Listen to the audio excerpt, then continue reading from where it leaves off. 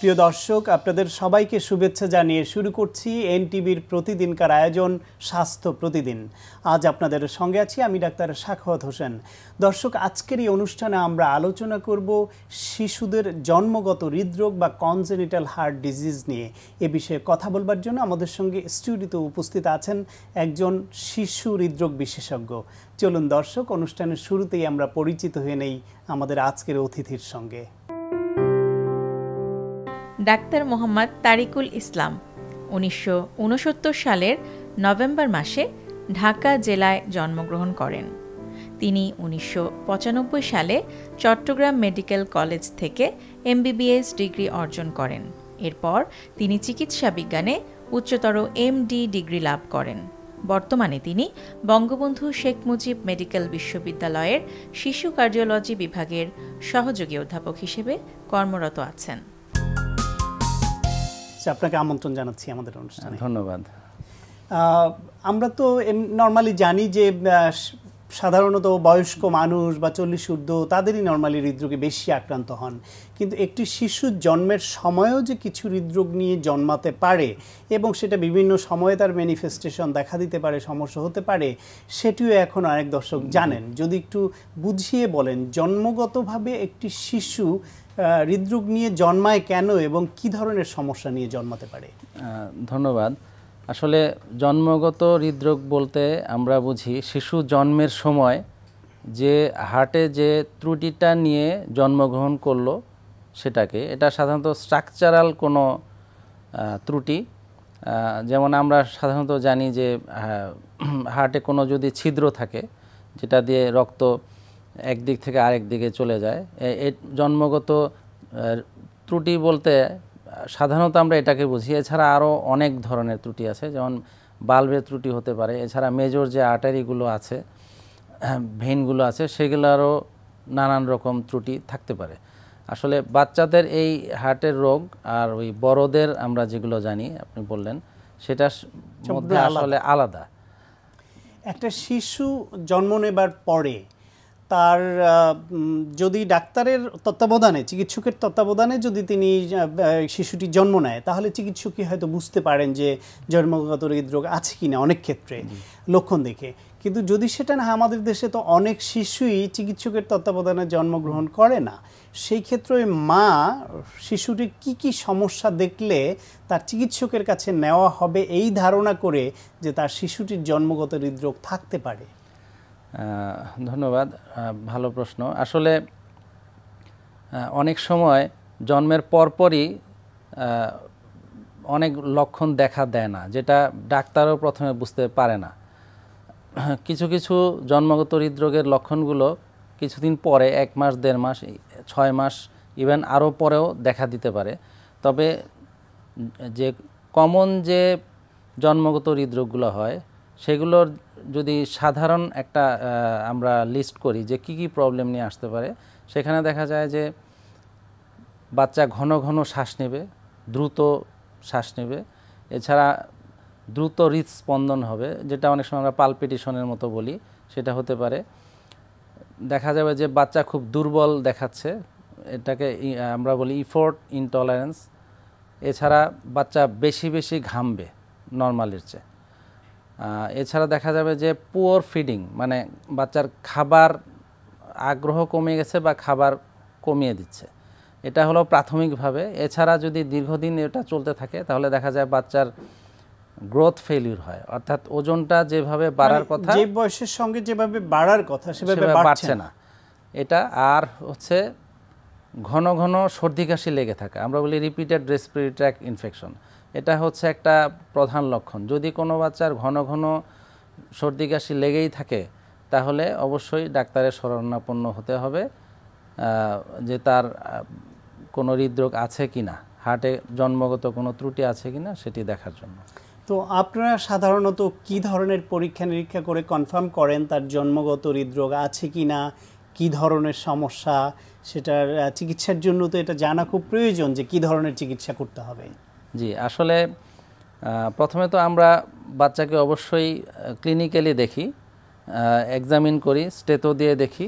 তো অনেক ক্ষেত্রেই দেখা যায় যে ছিদ্র থাকলে এক ধরনের শব্দ শোনা যায়, যেটাকে আমরা মারমার বলি।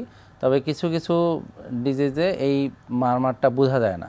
তবে কনফার্ম করার জন্য যে পদ্ধতি সেটা হচ্ছে আসলে ইকোকার্ডিওগ্রাফি। তো এখন নিউবর্ন বেবিরও আমরা ইকোকার্ডিওগ্রাফি করি। তো ইকোকার্ডিওগ্রাফি করলে প্রায় নিশ্চিতভাবেই অলমোস্ট 100% জন্মগত হৃদরোগ ধরা পড়ে, বোঝা যায়।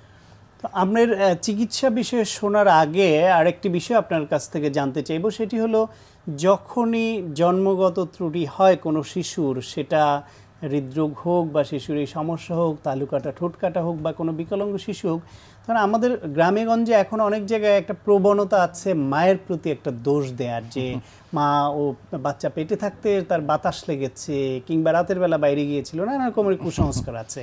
জি, এই বিষয়ে আপনার মত কি, এবং অ্যাকচুয়ালি এই ত্রুটিটা হয় কেন, কিসের অভাবে? আচ্ছা, আসলে এই যে জন্মগত হৃদরোগ, এটা এক্স্যাক্টলি কেন হয় এটা কিন্তু বেশিরভাগ ক্ষেত্রেই জানা যায় না বা বের করা যায় না। তারপরেও অনেকগুলো কারণ আছে যার কারণে এটা হতে পারে। হ্যাঁ, যেমন মায়ের যদি কোনো গর্ভাবস্থায় কোনো ইনফেকশন হয়, বিশেষ করে প্রথম 3 মাসে যদি রুবেলা নামক একটা ভাইরাস আছে সেটা দিয়ে যদি ইনফেকশন হয়, সেক্ষেত্রে এই জন্মগত ত্রুটি থাকার সম্ভাবনা অনেক বেড়ে যায়। এছাড়া মায়ের যদি কোনো অসুখ থাকে, যেমন ডায়াবেটিস, এবং সেটা যদি কন্ট্রোলে না থাকে, তাহলে জন্মগত হৃদরোগ হওয়ার সম্ভাবনা অনেক গুণ বেড়ে যায়। এছাড়া কিছু কনজেনিটাল ডিজিজ আছে, জেনেটিক ডিজিজ, আমরা যেমন ডাউন সিনড্রোম, মারফেন সিনড্রোম বা টার্নার সিনড্রোম, এগুলোর সাথে হার্টের এই ত্রুটিগুলো অ্যাসোসিয়েটেড থাকে। এছাড়া পুষ্টি আসলে পুষ্টির সাথে সরাসরি রিলেটেড না, তবে অপুষ্টিতে যদি মা ভুগে, ঠিকমতো যদি না খায়, সেক্ষেত্রে বাড়তে পারে, কিন্তু এটা আসলে এখনো কনফার্ম করা যায় নাই। আর মেইন ব্যাপার হলো যদি, হ্যাঁ এটা আমি বলতে চাচ্ছিলাম, যদি মা কোনো ড্রাগ খায়, বিশেষ করে প্রথম 3 মাসে, সেক্ষেত্রে টেরাটোজেনিক ড্রাগ যদি হয়, অর্থাৎ এমন কোনো ওষুধ যেটা বাচ্চার ক্ষতি করতে পারে, সেই ধরনের ওষুধ যদি খায়, সেক্ষেত্রেও এই জন্মগত হৃদরোগ নিয়ে শিশু জন্মগ্রহণ করতে পারে। এবার একটু চিকিৎসা সম্পর্কে জানতে চাই। এরকম শিশুর যদি জন্মগত হৃদরোগ থাকে, সেক্ষেত্রে অনেক সময় দেখি আপনারা কোনো শিশুর কোনো চিকিৎসাই দেন না, জাস্ট ফলো আপে রাখেন। কারো কারো নন সার্জিক্যাল ট্রিটমেন্ট, কারো বেলায় সার্জিক্যাল ট্রিটমেন্ট, এটা কিসের উপর নির্ভর করে এবং কি ধরনের চিকিৎসা দিয়ে থাকে? আসলে আমরা ব্রডলি জন্মগত যে হার্টের ত্রুটি, এটাকে 2 ভাগে ভাগ করি। একটা আমরা বলি যে সায়ানোটিক হার্ট ডিজিজ, অর্থাৎ নীল হয়ে যায়। আরেকটা হচ্ছে অ্যাসায়ানোটিক হার্ট ডিজিজ, অর্থাৎ সেখানে নীল হয় না। এটা আমি বলছি এই কারণে যে আসলে চিকিৎসা একটা থেকে আরেকটা আলাদা। তো যেখানে নীল হয় না, এগুলোর মধ্যে কমন হচ্ছে ভেন্ট্রিকুলার সেপ্টাল ডিফেক্ট বা ভিএসডি আমরা বলি, আরেকটা আছে এট্রিয়াল সেপ্টাল ডিফেক্ট এএসডি, এবং পিডিএ প্যাটেন্ট ডাক্টাস আর্টেরিওসাস। তো এগুলার আসলে কখন আমরা সার্জারি করব বা কখন ইন্টারভেনশন করব ডিপেন্ড করে কিছু ফ্যাক্টরের উপর। এর মধ্যে একটা হচ্ছে যে এর সাইজ, অর্থাৎ ছিদ্রটা কতটুকু বড় সেটার উপরে নির্ভর করে, এবং এই ছিদ্র থাকার কারণে শরীরে অন্য কোনো প্রবলেম দেখা দিচ্ছে কিনা। মেইন যে প্রবলেমগুলো হয়, একটা হচ্ছে আমি আগে বলেছি গ্রোথ ফেইলুর, 2 নাম্বার হলো হার্ট ফেইলুর। হার্ট ফেইলুর যদি ডেভেলপ করে, গ্রোথ ফেইলুর যদি হতে থাকে, অথবা পালমোনারি হাইপারটেনশন, উল্টা দিকে রক্ত যাওয়ার কারণে ফুসফুসের ভিতরে যে নালীগুলো আছে পালমোনারি আর্টারি, সেটার প্রেশার অনেক বেড়ে যায়। এটাই আসলে সবচেয়ে ইম্পর্টেন্ট।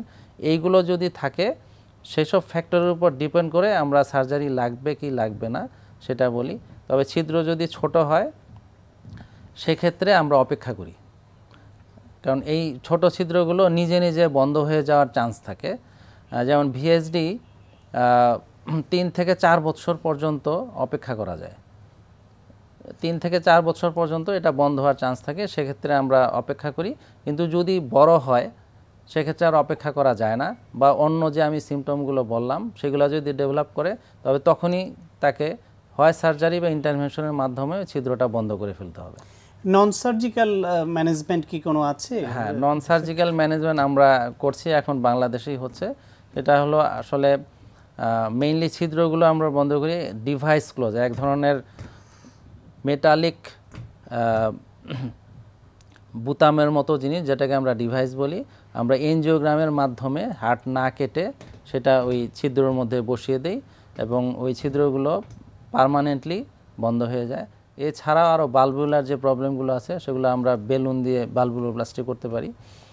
আর অনেক জায়গায় যদি চুপসানো থাকে, যেমন কোয়ার্কটেশন অফ অ্যাওর্টা, সেখানে আমরা স্টেন্টিং করতে পারি। কিছু ক্ষেত্রে পিডিএ স্টেন্টিংও লাগে, সেই পিডিও স্টেন্টিংগুলো আমরা করি। এগুলো সবই নন সার্জিক্যাল ইন্টারভেনশনের মাধ্যমে আমরা এগুলি করা সম্ভব। তো আমরা আশা করছি আমাদের দর্শক যারা শুনছেন তারা তাদের আত্মীয় স্বজন সন্তান কারো এরকম সমস্যা দেখলে অবশ্যই আর্লি স্টেজে একজন শিশু কার্ডিওলজিস্টের কাছে নিয়ে যাবেন এবং সঠিক চিকিৎসা নেবেন। আপনাকে অনেক ধন্যবাদ। আপনাকে অনেক ধন্যবাদ। প্রিয় দর্শক, আমরা শুনছিলাম শিশুর জন্মগত হৃদরোগ ও তার চিকিৎসা নিয়ে একটি ফলপ্রসূ আলোচনা। আশা করি আপনাদের কাজে লেগেছে। আজকে আমরা দেখাবো আর্মসের যে মুভমেন্টটা, সেটা হচ্ছে গতদিন যেটা দেখেছিলাম সেটাই হচ্ছে সেকেন্ড সিকোয়েন্স। এটাও আমরা দেখাবো সুপারসেটের মাধ্যমে। এটার যেটা একটা কম্বিনেশন থাকবে, কম্বিনেশনটা এর আগে যেটা দেখেছিলাম সেটা ছিল শেপ এবং ভাস্কুলারিটি। এবার যেটা থাকবে শেপ এবং মাস্কুলারিটি, এই দুইটা আমরা একটু কম্বাইন করব।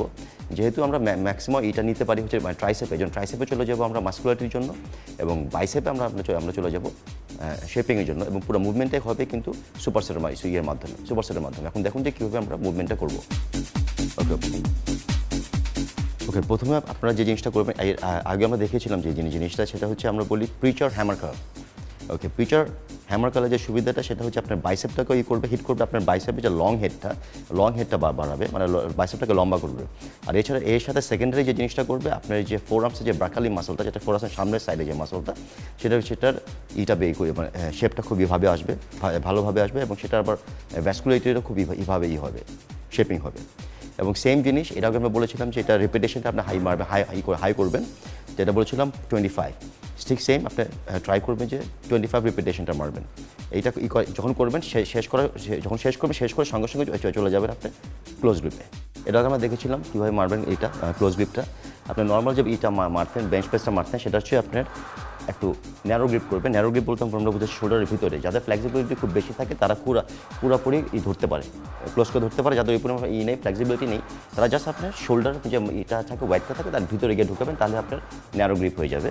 এবং এখানে সেম অন্যান্য এর মতো জিনিসটা করবেন না যে আপনি খুব ওয়েটটা নেবেন হেভি এবং রিপিটেশন কম মারবেন, তা না। তখন আপনি ওয়েটটাকে কমাবেন, কিন্তু রিপিটেশনটা আপনি অ্যাটলিস্ট 25 মারবেন। ওকে, তার মানে কি, এই যে এটার সাথে যে জিনিসটা থাকলো কম্বিনেশন, সেটা হচ্ছে প্রিচার হ্যামার কার্ল, এবং তার সাথে হচ্ছে ক্লোজ গ্রিপ। হ্যামার কার্লের মাধ্যমে যে জিনিসটা হবে আপনার বাইসেপের শেপিংটা হবে, এবং ক্লোজ গ্রিপের মাধ্যমে যে জিনিসটা হবে আপনার হাতের ম্যাসিভনেসটা বাড়বে। এটা হচ্ছে সুপারসেটের সেকেন্ড প্রোগ্রাম। আমরা নেক্সট দিন হচ্ছে সুপারসেট থার্ড প্রোগ্রামটা দেখাবো, সেটা দিয়ে আমরা ক্লোজ ডাউন করবো। কারণ কি ওইটা এরকম 3টা সুপারসেট মিলে যদি আপনি এক্সারসাইজটা করেন, তাহলে আপনার হাতের মাসলটা যে জিনিসটা হচ্ছিল না, ইমপ্রুভমেন্টটা হচ্ছিল না, একটা জায়গায় যে ফিক্সড হয়ে গেছিলো, ওই ইমপ্রুভমেন্টের যে ব্যারিয়ারটা একটু খুলে যাবে। প্রিয় দর্শক, সকালের নাস্তায় আইডিয়ালি কি আইটেম কি পরিমাণে থাকা উচিত, চলুন সে বিষয়ে জেনে নেই একজন পুষ্টিবিদের কাছ থেকে। দর্শক, ডায়েট বলতে অনেকেই বুঝে এটি একটি নেগেটিভ শব্দ, যদিও একেবারেই ভুল। ডায়েট শব্দটি হচ্ছে পথ্য, অর্থাৎ আপনি ভালো থাকার জন্য যেইভাবে আপনার খাবারটিকে গুছাবেন, তখন সেই খাবারটিকেই কিন্তু বলা হয় পথ্য। আর এই ডায়েটের জন্য সবচেয়ে বড় এবং ইম্পর্ট্যান্ট হচ্ছে আপনার খাদ্যাভ্যাস। আজকাল অনেককেই দেখা যায় যে এই খাদ্যাভ্যাসের সবচেয়ে বড় ত্রুটিটি যেখানে হয়ে থাকে, সেটি হচ্ছে ব্রেকফাস্ট স্কিপ করা অথবা নাস্তা না করা। তাই আমি তাদের উদ্দেশ্যে বলবো, যারা সকালের নাস্তা অ্যাভয়েড করে থাকেন, আপনারা অবশ্যই মন দিয়ে শুনবেন যে সকালের নাস্তা হচ্ছে আপনার সারাদিনের খাবারকে সুষম করতে, অর্থাৎ ব্যালেন্স করতে সবচেয়ে বেশি হেল্পফুল এবং হেলদি। কেননা সুস্বাস্থ্যের সবচেয়ে বড় একটি উপায় হচ্ছে সকালে সঠিকভাবে, সঠিক পরিমাণে, সঠিক সময়ে আপনার নাস্তাটি সম্পূর্ণ করা। এক্ষেত্রে আপনি যেমন সুস্থ থাকতে পারবেন, তেমনি আপনার ওজনকে রাখতে পারবেন নিয়ন্ত্রণে। কেননা দেখা গেছে বিভিন্ন গবেষণায় যে সকালের নাস্তা ঠিকমতো করলে শরীরের যে বিপাক বা মেটাবলিজম সেটি খুব ভালোভাবে সক্রিয় হয়, আর এতে করে খুব সহসাই আপনার ওজনকে কমিয়ে রাখা সম্ভব। সকালের নাস্তাটি আপনি যদি ভালো মতো করেন, সারা দিনে কিন্তু আপনার অন্যান্য খাবারগুলোর উপর আপনার নিয়ন্ত্রণ থাকবে। আর যারা সকালের নাস্তাকে স্কিপ করে বের হয়ে যায়, স্বাভাবিকভাবেই তাদেরকে 11টা-12টার দিকে বেশ একটি হ্যাভি খাবার খেতে দেখা যায়, অথবা তারা হয়তো সরাসরি লাঞ্চ করে। এতে যেই সমস্যাটি হয় সেটি হলো আমাদের বডি অনেকটা সময় না খেয়ে থাকার ফলে স্টারভেশন মুডে চলে যায়, এবং তখন আপনি যেই খাবারটি খাবেন সেটি কিন্তু বডি তার প্রয়োজনে সংরক্ষণ করে রাখবে, এবং এতে করে অবশ্যই আপনার ওজন ধীরে ধীরে বেড়ে যাবে। সুতরাং ওজন কমাতে অবশ্যই আপনি সকালের নাস্তাকে গুরুত্বের সাথে বিবেচনা করবেন। শুধু তাই না, যারা স্কুলে পড়ে বা যারা এখনও স্টুডেন্ট তাদের জন্য বলছি, সকালের নাস্তা কিন্তু আপনার স্ট্যামিনাকে অনেক বেশি বাড়াবে এবং আপনাকে অ্যাক্টিভ রাখতে সাহায্য করবে। স্কুলের পারফরমেন্স অনেক বেশি নির্ভর করে কিন্তু সকালের নাস্তার উপর। ছোট ছোট ছেলেমেয়েরা অনেকেই কিন্তু নাস্তা না খেয়ে দেখা যায় স্কুলে যাচ্ছে। বিভিন্ন গবেষণায় দেখা গেছে যে যারা এই কাজটি করে তাদের কিন্তু স্কুলে মনোযোগ অনেক কম থাকে এবং তাদের লেখাপড়ার কোয়ালিটিও কিন্তু অনেক বেশি ভালো হয় না। সুতরাং শুধুমাত্র শারীরিক সুস্থতার জন্যই নয়, অবশ্যই আপনার এডুকেশন লেভেল এবং আপনার কর্মক্ষেত্রে আপনার দক্ষতাকে বৃদ্ধি করতে কোনোভাবেই আপনি সকালের নাস্তাকে খেতে ভুলে যাবেন না। সকালের নাস্তা অবশ্য আপনি কিন্তু আপনার সময় মতো খেলে হবে না, এটি অবশ্যই 8টা থেকে 8:30 বা বড়জোর 9টার মধ্যে আপনাকে শেষ করতে হবে। এবং সকালের নাস্তা বলা হয় খেতে হবে অনেক বেশি, যা সারাদিনের প্রত্যেকটা মিলের তুলনায় অনেক বেশি হবে। সুতরাং নিজের মানসিকভাবে শান্তি পেতে হলে বা সুস্থ থাকতে হলে এবং শারীরিক বিভিন্ন রোগের ঝুঁকি এড়াতে হলে এখন থেকে অবশ্যই আপনি আপনার সকালের নাস্তাটি সম্পূর্ণ করেই বাড়ি থেকে বের হবেন। প্রিয় দর্শক, এখন আপনাদের জন্য রয়েছে স্বাস্থ্য প্রতিদিন আজকের হেলথ টিপস। কুকুরে কামড়ালে আক্রান্ত স্থান সাবান দিয়ে ধুয়ে ফেলুন, কেননা জলাতঙ্কের জীবাণু সাবান পানিতে ধ্বংস হয়ে যায়। প্রিয় দর্শক, এই অনুষ্ঠান সম্পর্কে আপনাদের যে কোনো মতামত বা পরামর্শ থাকলে অবশ্যই লিখে পাঠাবেন এই ঠিকানায়। প্রযোজক স্বাস্থ্য প্রতিদিন, এনটিভি, বিএসসি ভবন, 7 তলা, 102 কাজী নজরুল ইসলাম এভিনিউ, কারণ বাজার, ঢাকা 1215। ফ্যাক্স 914338 থেকে 7 পর্যন্ত, অথবা ইমেইল করুন স্বাস্থ্যপ্রতিদিন@ntvbd.com এই ঠিকানায়। প্রিয় দর্শক, আপনার প্রিয় স্বাস্থ্য প্রতিদিনের আগামী পর্বে আপনার জন্য যা রয়েছে, স্লিপ হাইজিনের মধ্যে একটা হচ্ছে লাইফস্টাইল ফ্যাক্টর, আর একটা হচ্ছে আপনার বেডরুম ফ্যাক্টর। লাইফস্টাইল ফ্যাক্টর বলতে যে উত্তেজক যে খাবারগুলো আছে, ক্যাফিন বা নিকোটিন জাতীয় সিগারেট, বিড়ি সিগারেট, এগুলো, অ্যালকোহল, এই জিনিসগুলো হচ্ছে আমরা বলি শরীরকে স্টিমুলেট করে। সো লাইফস্টাইলের প্রথমত আমরা বলি ঘুমাতে যাওয়া 4 ঘন্টার মধ্যে এই জিনিসগুলো না খাওয়া। বেডরুম কিছু ফ্যাক্টর আছে স্লিপ হাইজিনে। আচ্ছা, বেডরুম বলতে বেডরুমটা কেমন হবে, শোয়ার ঘরটা, জায়গাটা, তার ঘরটা, লাইট কেমন, হ্যাঁ, পরিবেশটা কেমন, বালিশ বা বিছানাটা কেমন, কমফোর্টেবল কিনা, এই বিষয়গুলো মূলত স্লিপ হাইজিনের মধ্যে থাকে।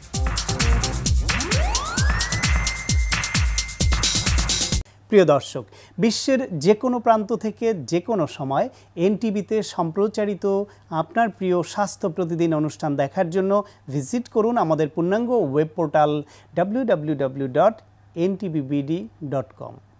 দর্শক, আজ এ পর্যন্তই। সবাই ভালো থাকুন, সুস্থ থাকুন এবং অবশ্যই নিরাপদে থাকুন। দেখা হবে আগামীকাল ঠিক একই সময়ে নতুন কোনো অতিথি নিয়ে।